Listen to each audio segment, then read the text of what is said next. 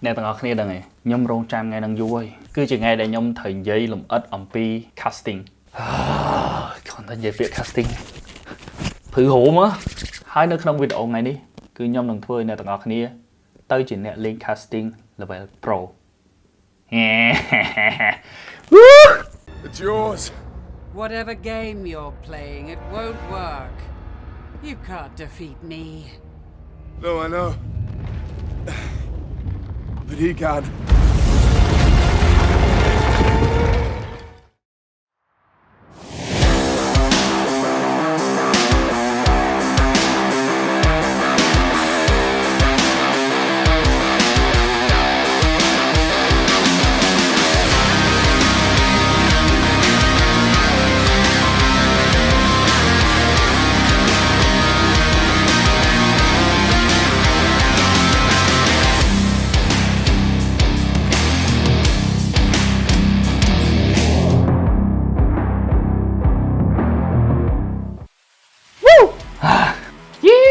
Số đây nè các bạn ngày nay nhóm bạn vừa trở lại mauវិញទៀតហើយคลิกជំរាបសួរថ្ងៃនេះគឺខ្ញុំចង់និយាយអំពី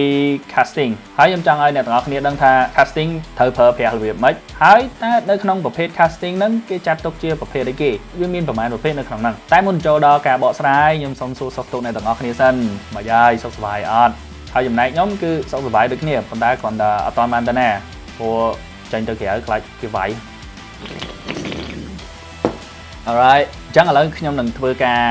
បកស្រាយប្រាប់អ្នកទាំងអស់គ្នាថានៅក្នុងប្រភេទ casting មានអីខ្លះដំបូងខ្ញុំចង់ឲ្យអ្នកទាំងអស់គ្នាដឹងសិនថា casting គឺជាប្រភេទ overhead បានន័យថាប្រភេទម៉ាស៊ីនលើអញ្ចឹងនៅក្នុងចំណោមប្រភេទម៉ាស៊ីនលើគឺមាន3នៅក្នុងហ្នឹងគឺទី1អ្នកទាំងអស់គ្នាស្គាល់ហើយប្រភេទម៉ាស៊ីនសម្រាប់បបកយើង Baitcasting ហ្នឹងហើយទី2គឺជាប្រភេទម៉ាស៊ីន trolling ហ្នឹងអ្នកទាំងអស់គ្នាអាចយកទៅលេងយកទៅស្ទូចបានហើយប្រភេទម៉ាស៊ីន trolling ហ្នឹងក៏វាមានខ្សែតូចខ្សែធំដែលយើងអាចយកស្ទូចថៃតូចថៃធំបានដូចគ្នាហើយទី3គឺជាប្រភេទ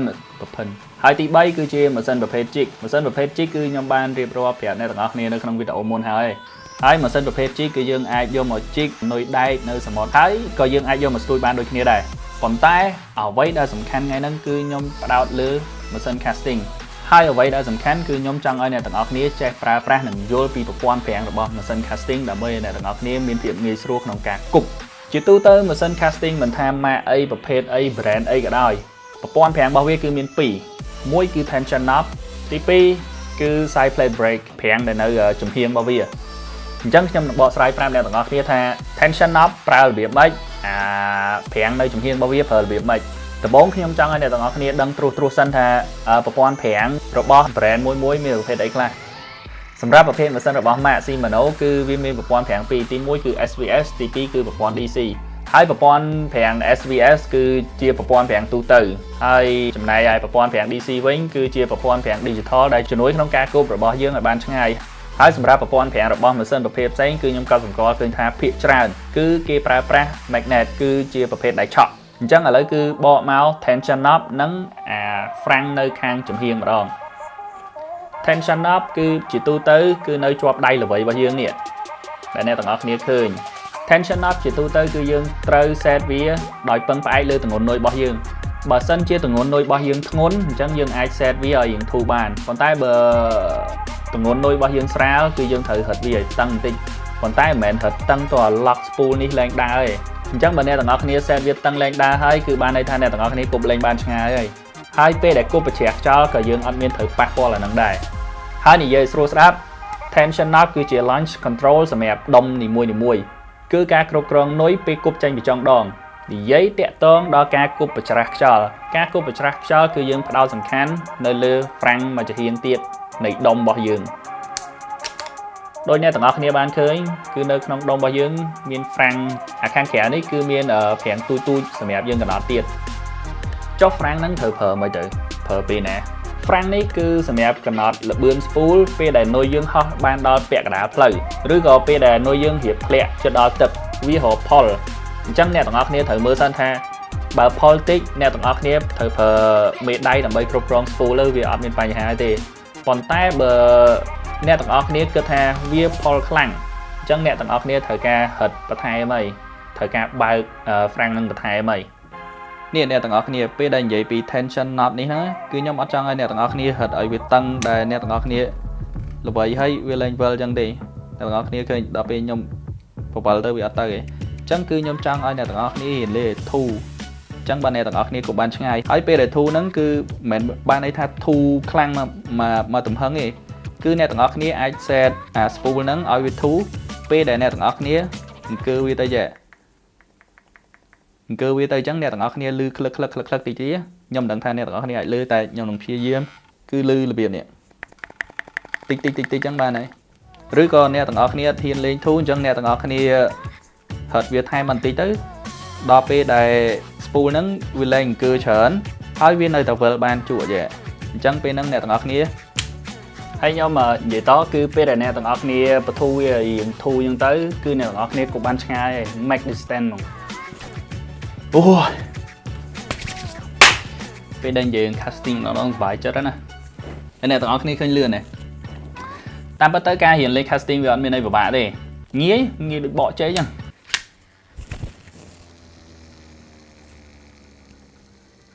អ្នកទាំងអស់គ្នាឃើញដល់ពេល set ធូអញ្ចឹងទៅមិនសិនលាន់ដូចយន្តហោះហើយយីវអញ្ចឹងសរុបមកវិញប្រភេទដុំលើដែលខ្ញុំបានរៀបរាប់ទាំងប្រមាណទី1ស្រួលគ្រប់គ្រងត្រីទី2គឺវាអត់សូវមានភាពលំអៀងក្នុងការគប់នេះគឺជាអ្វីដែលខ្ញុំចូលចិត្តបំផុតព្រោះអីមនុស្សដែលច្បាស់លាស់ដូចខ្ញុំអត់ចង់ធ្វើអីខុសទេហើយខ្ញុំសូមរីកមែនឲ្យអ្នកដែលទើបចាប់ផ្ដើមលេងចង់លេងជាប្រភេទបបកហើយចង់បបកបែបប្រើប្រាស់ម៉ាស៊ីន casting គឺខ្ញុំសូមរីកមែនឲ្យអ្នកទាំងអស់គ្នាចាប់ផ្ដើមពីដុំដែលវា low budget ទៅសិនទៅព្រោះខ្ញុំចង់ឲ្យអ្នកទាំងអស់គ្នាស្គាល់ចិត្តដុំស្គាល់ហើយនឹងយល់ពីរបៀបប្រើប្រាស់ដុំនឹងសិនចាំយើង update ទៅម៉ាស៊ីនថ្លៃប៉ុន្តែបើអ្នកទាំងអស់គ្នាចង់ចាប់ផ្ដើមលេងអាម៉ាស៊ីនដែលវា high end ឬក៏ mid range យកហ្មងអ្នកទាំងអស់គ្នាក៏លេងបានដែរអត់មានបញ្ហាអីទេនេះគ្រាន់តែខ្ញុំ recommend ខ្លាយដល់ពេលអ្នកទាំងអស់គ្នាលេងទៅអត់ត្រូវចិត្តអញ្ចឹងយើងទិញដុំ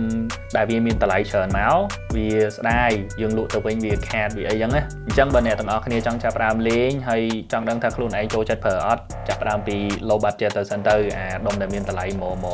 ហើយខ្ញុំចង់ឲ្យអ្នកទាំងអស់គ្នាដឹងថាដុំ low budget ហើយដុំ high end ខុសគ្នាមិនអត់មានខុសគ្នាច្រើនទេទី1គ្រាន់វាប្រើបានយូរជាងធន់ជាងអញ្ចឹងហើយទី2គឺមួយធ្ងន់ជាងមួយស្រាលជាងប៉ុន្តែ performance នៅក្នុងការគប់វាចង្អាយរបស់វាខុសគ្នាតែបន្តិចទេវាអត់មានអីខុសគ្នាច្រើនទេជឿខ្ញុំទៅហើយសម្រាប់បងប្អូនយើងដែលគាត់លេង casting យកទៅបបករាល់ដងហើយគាត់ចង់បានជាប្រភេទ stooge បងប្អូនអាចរកបានប្រភេទដូចដែលខ្ញុំរៀបរាប់សម្រាប់ stooge ហ្នឹងប្រភេទម៉ាស៊ីនប្រភេទបងប្អូនអាចរកបានគឺម៉ាស៊ីនប្រភេទ trolling ដែលយើងអាចដាក់នុយគប់ហើយយើង stooge អង្គុយចាំគៀបកណ្ដឹងនឹងចុងដងហើយមួយទៀតគឺតាក់ទងនឹង gear ratio របស់ដុំដុំវាមានអាល្វីជុំលឿនហើយល្វីជុំយឺតខ្ញុំក៏ចង់ឲ្យអ្នកទាំងអស់គ្នាចាំថាបើសិនជាអ្នកទាំងអស់គ្នាលេងប្រភេទនុយហែលក្នុងទឹកប្រភេទ swim bait crank bait jerk bait អីជាដើមហ្នឹងគឺអ្នកទាំងអស់គ្នាគួរតែជ្រើសយកប្រភេទម៉ាស៊ីនដែលវាមាន gear ratio តិចទាបអញ្ចឹងគឺអាចចន្លោះពី5ចុចទៅដល់6ចុចបានហើយដោយសារនុយប្រភេទហ្នឹងពេលដែលរត់លឿនទៅគឺវាអត់មានភាព natural ទេអត់មានភាពធម្មជាតិនៅក្នុងនុយហ្នឹងទេមួយវិញទៀតប្រភេទ crank bait ដែលវាមានចំពោះវែងឬក៏ប្រភេទ spinner bait អញ្ចឹងវាហែលក្នុងទឹកមកវាស្ទះទឹកខ្លាំងអញ្ចឹងពេលដែលម៉ាស៊ីនបងប្អូន gear ratio តិចអញ្ចឹងអាធ្មេញស្ពឺវានៅខាងក្នុងគឺវាយ៉ាងធំអញ្ចឹងពេលដែលយើងល្វីទៅវាអត់សូវតឹងដូចប្រភេទម៉ាស៊ីនដែល gear ratio លឿនហើយសម្រាប់ gear ratio ដែលចាប់ពី7ឡើងទៅគឺវាល្អសម្រាប់នុយនៅលើទឹកនុយដែលត្រូវការល្បឿនលឿនហើយចំណែកខ្ញុំផ្ទាល់ម៉ាស៊ីនដែលខ្ញុំប្រើរាល់ថ្ងៃគឺជាម៉ាស៊ីន Shimano Titanium 013ដែលវាមាន gear ratio 8ចុចមូលហេតុដែលខ្ញុំលេង8ចុចគឺមកពីខ្ញុំខ្លួនឯងគឺជាមនុស្សដែលចូលចិត្តស្ទូចត្រូវលឿនរហ័សខ្ញុំអត់ចូលចិត្តអីដែលយឺតទេអញ្ចឹងខ្ញុំគិតថា8ចុចសម្រាប់ខ្ញុំគឺល្មមអញ្ចឹងពេលដែលខ្ញុំលេង swim bait លេងអីក៏ខ្ញុំល្វីយឺតដែរព្រោះបើយើងល្វីលឿនមកអស់គឺវាលឿនខ្លាំងពេកហើយតាក់ទងនឹង frank ជាទូទៅបើម៉ាស៊ីនរបស់ Shimano វាមានខាងក្នុងរបស់វាជួនកាលមាន4គ្រាប់មាន6គ្រាប់មាន8គ្រាប់អីចឹងទៅប៉ុន្តែជាទូទៅខាងក្នុងគឺខ្ញុំបើក1ហើយនៅខាងគៀននេះគឺខ្ញុំអាចបើកចន្លោះពី1ទៅ2ខ្ញុំចង់ដឹងថាតើថ្ងៃនេះអ្នកទាំងអស់គ្នាបានចំណេះដឹងអីខ្លះពីការលេងដុំប្រភេទ baitcasting ហើយរាល់ថ្ងៃតើអ្នកទាំងអស់គ្នាប្រើប្រាស់ម៉ាស៊ីន baitcasting ប្រភេទអីហើយ gear ratio ប្រហែលដែរ ហើយខ្ញុំសង្ឃឹមថាវីដេអូមួយនេះគឺអាចជួយទៅដល់គ្នាយើងមួយចំនួនបងប្អូនដែលគាត់ចូលចិត្តលេង casting ឲ្យគាត់មានភាពងាយស្រួលក្នុងការលេងក្នុងការគ្រប់គ្រងនិងការជ្រើសរើសម៉ាស៊ីនដូចគ្នាកុំភ្លេច like និងចែករំលែកវីដេអូនេះទៅដល់មិត្តភ័ក្តិឬក៏បងប្អូនអ្នកទាំងអស់គ្នាណាមួយដែលគាត់គប់ហើយនៅផលខ្សែក៏អត់ទាន់ចេះប្រើប្រាស់ម៉ាស៊ីន casting អញ្ចឹងខ្ញុំជឿថាពួកគាត់នឹងសប្បាយចិត្តនឹងទទួលយកវីដេអូមួយនេះហើយកុំភ្លេច subscribe បើអ្នកទាំងអស់គ្នាអត់បាន subscribe ជួបជាមួយខ្ញុំនៅវីដេអូក្រោយ Peace out bye ហើយមួយវិញទៀតអរគុណអ្នកទាំងអស់គ្នាដែលបានតាមដានតាំងពីដើមដល់ចប់ Peace out bye អញអើយបើឲ្យហោះក្រោយខ្នងអញសិនដែរឲ្យហោះកាត់មុខអញចឹងអញបែកអារម្មណ៍មើលកាមេរ៉ាម៉ែ